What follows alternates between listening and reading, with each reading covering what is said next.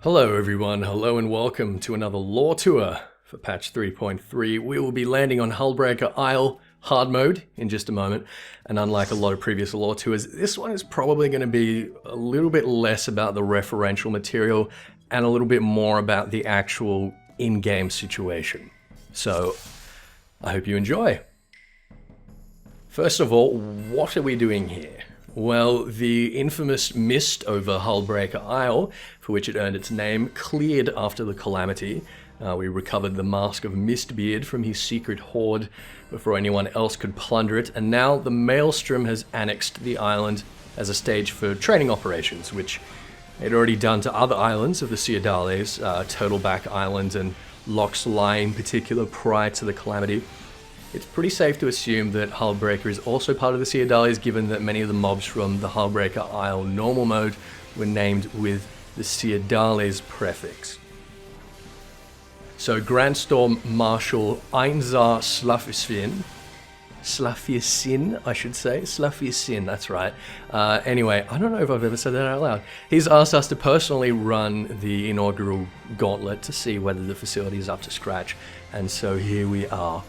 Now, a lot of these mob names are pretty self-explanatory. Some of them are native to the island. Some of them are imported from Vilbrand or elsewhere.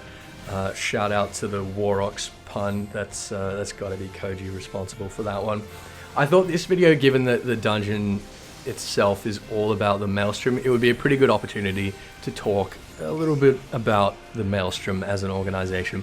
Because let's be real, the factions and the command structure of the Thalassocracy are way more ambiguous and confusing than that of any of the other nation states, at least as far as I'm concerned. So what exactly is the Maelstrom, and where does it fit into the structure of Limsa Lominsa?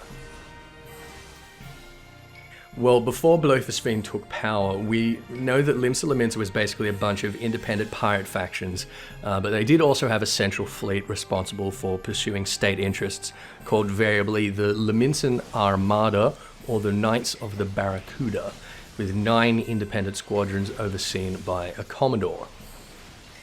When Melwib reformed the Maelstrom, I believe that her own crew was either almost or entirely killed in her contest for the Admiralty with Captain Hilfir of the Bloody Executioners, so she pulled people from the first squadron of the Armada and presumably other places, such as the former crew of Slafiasin, formerly Mistbeard, and from them built the Maelstrom Command and the Crimson Fleet, which is of course the central and primary fleet of the Maelstrom.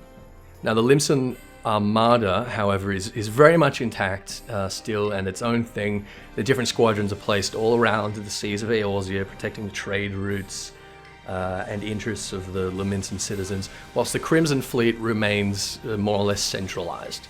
But when needed, for example in the case of a larger military operation, Commodore Rayner, of course, answers to the Grand Marshal and the Chief Admiral, and the Maelstrom can take command of the first 5 squadrons of the Armada at any time.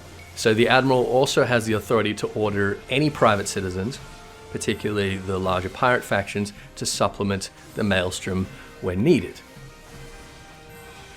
So basically what happens is that during the quieter times, the Maelstrom just consists of the half-dozen ships of the Crimson Fleet under the Grand Marshal and the foreign levy under Commander Rashal Riki, which we as adventurers belong to if we're aligned with the Maelstrom. But when needed, during times of war, the Maelstrom can swallow up and requisition pretty much every ship in the state, except for the 4 squadrons of the Armada which remain in reserve. The last 4 squadrons, I should say, squadrons 5 through 9. And so that's pretty much the general gist of the Maelstrom. There's actually a handy little diagram from the Final Fantasy XIV wiki, which I'll toss up here for you for a minute, which gives a decent overview at a glance.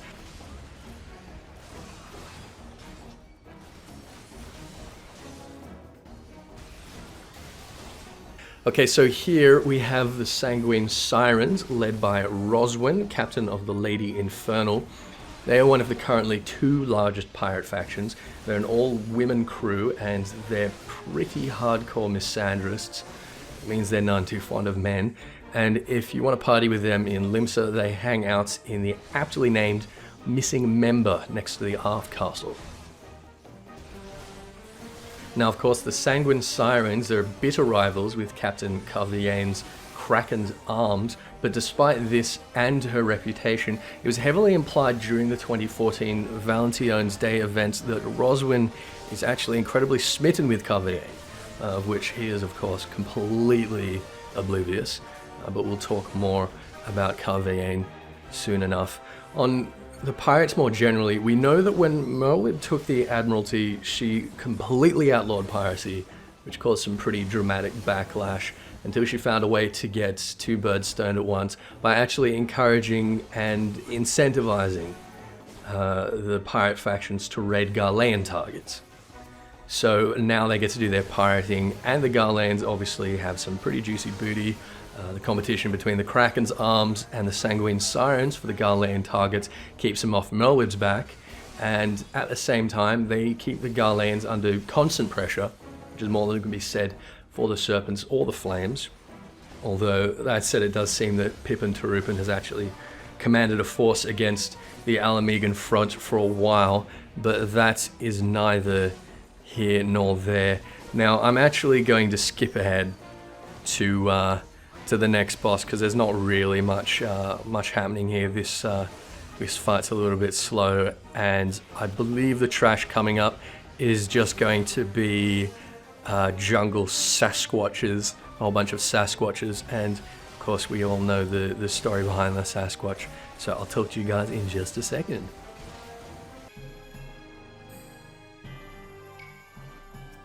Okay, now Ymir, to take us away from Eorzea for a moment, is the hermaphroditic ancestor of all the ice giants in Norse mythology. It was born in, let's see if I can say this right, Ginnungagap, the Norse void. Ginnungagap. There's a bloody tongue twister for you. So it's effectively the Norse equivalent of the void, from the poison that dripped from the rivers of Elivagar was formed the first ice giant, Ymir. So Ymir was the first living thing, the second being the giant cow Ortunumbla, whose milk sustained Ymir, and the first Aesir, Odin, Vili, and Ve, who were of course the enemies of the ice giants. They eventually killed Ymir, and from his corpse made the world. For those of you familiar with Elder Scrolls lore, this is obviously what inspired the god Lorkhan, and how the two moons of Nirn and maybe the world itself are literally pieces of his corpse. So that's Ymir. What is he doing here? Well, as lame as it seems, I think we've really just got the element of ice as a theme, and the name of a mythological figure commonly associated with ice. Sometimes there's a really firm and interesting connection between the mythology and the Eorzean counterpart with these characters, and sometimes there just really isn't. I might be wrong about that, of course, and if you have any alternate ideas, feel free to leave a comment below, but my impression of this character is really just what Caven tells us, is that it's some exotic monster that he's managed to procure. Anyway, Caven is an interesting character. It's obviously curious to see an Elezen in Limsa Lominsa, and the way that Caven tells it, he was orphaned after his family was murdered at sea, and his father was a fortune teller, no doubt an astrologian. Now, for those of you who have done, or at least seen the Astrologian questline, Janequinard de Durandare shares a pretty uncanny resemblance to Caven, and he and a few other people mention that the eldest son of Durandare disappeared roughly 20 years ago. At sea, no less. Caven was also given the full name Caven de Gorgain, Captain of the Misery and leader of the Kraken's arms in promotional materials prior to 1.0, and we know that the Gorgain family was in service to House Durandare, and that a Sir Gorgain was caring for the Durandare heir when he disappeared. You can tell that from the sightseeing log, the vista at Gorgain Mills in Coerthas, Western Highlands. So here's my theory. The young Caven de Durandare is kidnapped by pirates as a wee babe from under the nose of Sir Gorgain, presumably hoping for a ransom, maybe they got attached to the lad and decided to raise him as a pirate. Told him that he was a Gorgane by birth and that his family had been murdered by Sahagins or some bullshit before they found him adrift. And now he's grown up to become one of the most powerful men in Limsa Lominsa, and basically he controls the entire spice trade in and out of Eorzea, so good for you, Caven. Anyway, Barracuda elites, these guys are presumably from the first squadron of the Lominsan Armada, and given the style that they are fighting with, they have obviously trained with the dutiful sisters of the Edelweiss, aka the Rogues Guilds of Limsa Lominsa down at the Fisherman's Bottom. And like I say, the Barracuda Knights I'm not 100% certain, but it's implied that they're basically a synonym for the Lominsan Armada. It may be that the Barracuda Knights are the first squadron, or part of the first squadron, or part of that 1st through 5th squadron that makes up the sort of Maelstrom reserves. Anyway, we have Russia Riki here. She's the commander of the Maelstrom's foreign levy, so she's our commanding officer if we're aligned with the Maelstrom. We can deconstruct her name as being Asha of the Ru or Raptor tribe, daughter of Ruriki Nun, breeding male of that tribe. She's of course then a Sunseeker, and being of the Raptor tribe seems pretty appropriate given that Vilbrand is pretty much swarming with them. Anyway, it's pretty cool to see her in combat, and honestly this whole dungeon for me, it had the same kind of feeling to it that the fight with Ralban did during the Grand Melee, which is to say I was and still am pretty damn stoked about it. And now finally, of course, we have Grand Marshal Einzar Slafirsen, who has gotten so much chub watching us that he wants to join in. I guess since we're talking about names already, Einzar Slafirsen translates as, I believe, one tier Son of Sleeping Fire. Now, he would have been absolutely critical to Melweb's success in forming the Thalassocracy. He was the most recent and last iteration of the legendary pirate king Mistbeard, and Merlwyb was of course not going to be able to bring the pirates under her heel if Mistbeard had anything to say about it, but Slafirsen ostensibly agreed with Merlwyb that the Lominsans needed to present a united front against Garlemald or they wouldn't survive. So he agreed to permanently retire the character of Mistbeard, which had been so far handed down for centuries, with the mask to the captain who usurped or defeated the former Mistbeard, and he hid the mask and the hoard of Mistbeard's treasure here on Hullbreaker Isle, where until recently no one would have been able to retrieve it. Now it seems that Slafirsen, with his experience as Mistbeard, is both a tactical genius and an expert at dealing with pirates, so he was of course the natural choice for the Admiral's right-hand man and Grand Marshal of the Crimson Fleet.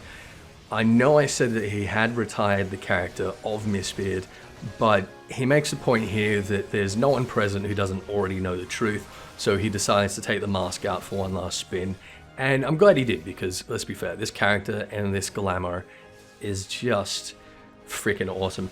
Anyway, is there anything else? I'm planning to do a video on the history of the civilizations of Vilbrand sometime, in a similar vein as I did with Beladaya, Ulda, Sildir, and the other one I did on Gelmora after the fall of Amdapor, and my theories about what exactly that civilization was like. More of which we're going to find out about very, very soon, given that to date this episode 3.35 should be live in about 5 or 6 hours time.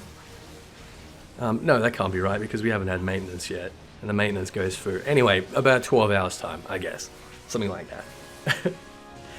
Anyway, so yeah, I'm going to do a video like that on Limsa Lominsa soon, and I'm sure I'll go over all the stuff about the factions of Limsa Lominsa in more detail there. As you can see, it really is quite a bit more complicated as a political structure compared to the other nation states. They're pretty straightforward. But there you go.